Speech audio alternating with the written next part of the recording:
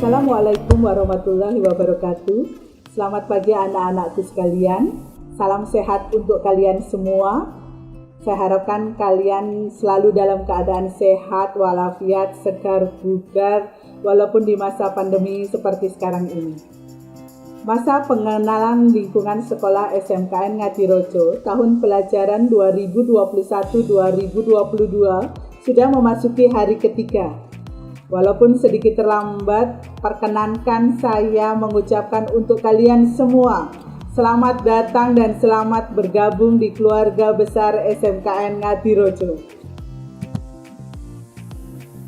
Materi MPLS di hari ketiga ini salah satunya mengenai Adiwiyata, Sekolah Peduli dan Berbudaya Lingkungan.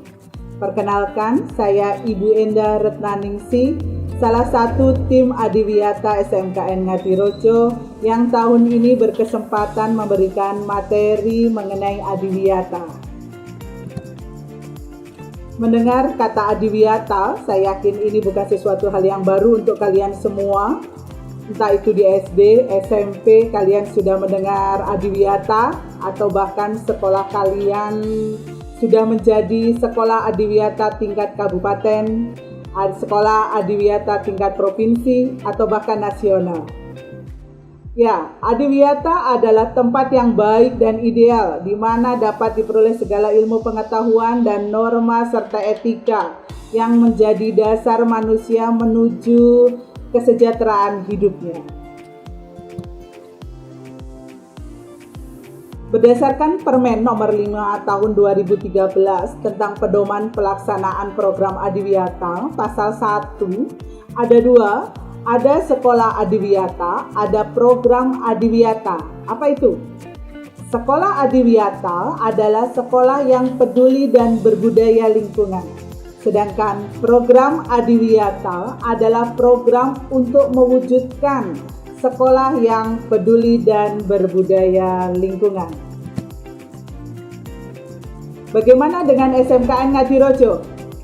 Alhamdulillah, beberapa tahun ini SMKN Ngadirojo berkomitmen dan melaksanakan untuk menjadi sekolah Adiwiyata dan menjalankan programnya. Banyak perubahan yang dialami oleh SMKN Ngadirojo baik secara fisik maupun non-fisik. SMKN Ngadirojo saat ini telah mendapatkan penghargaan sebagai sekolah Adiwiyata tingkat kabupaten. Mohon doanya dari kalian, kita tahun ini mendapatkan penghargaan sebagai sekolah Adiwiyata tingkat provinsi.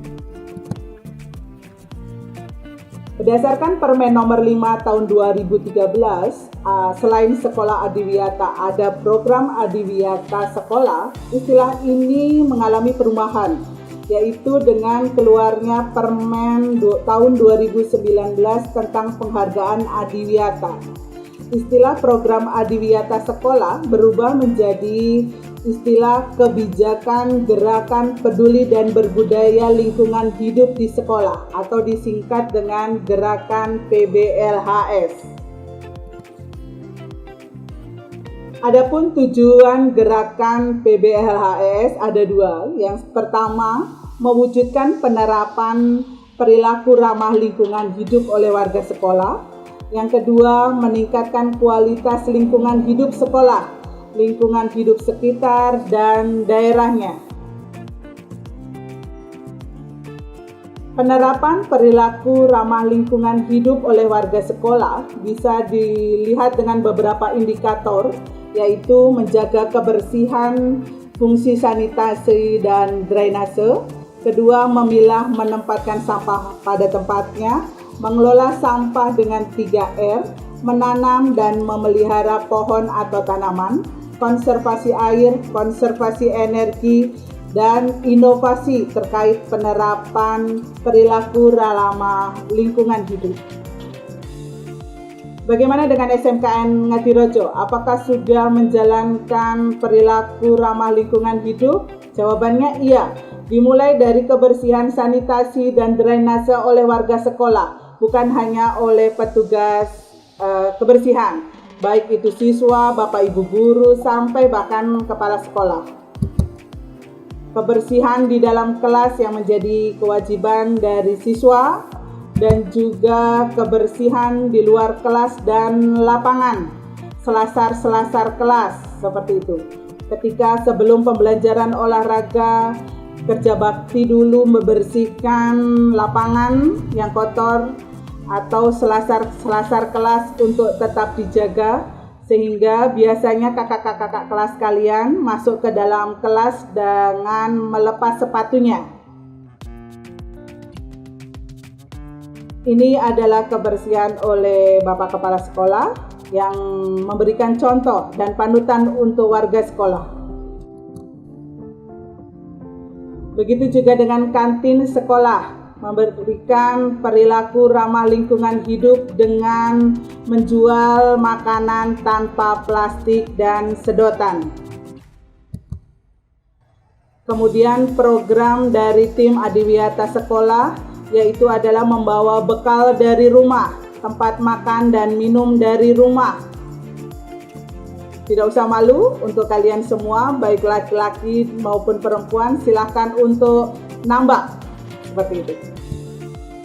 Kemudian pemilahan dan pengolahan sampah dimulai dari ruang kelas yang tempat sampah terpilah organik dan organik, kemudian diolah menjadi sampah yang produk unggulan seperti pupuk dan produk-produk yang siap jual. Pengelolaan sampah dengan 3R dan penanaman pemeliharaan pohon. Setiap kelas akan memiliki taman kelasnya, sehingga kalian menjaga dan memelihara taman kelasnya untuk tetap hidup dan indah.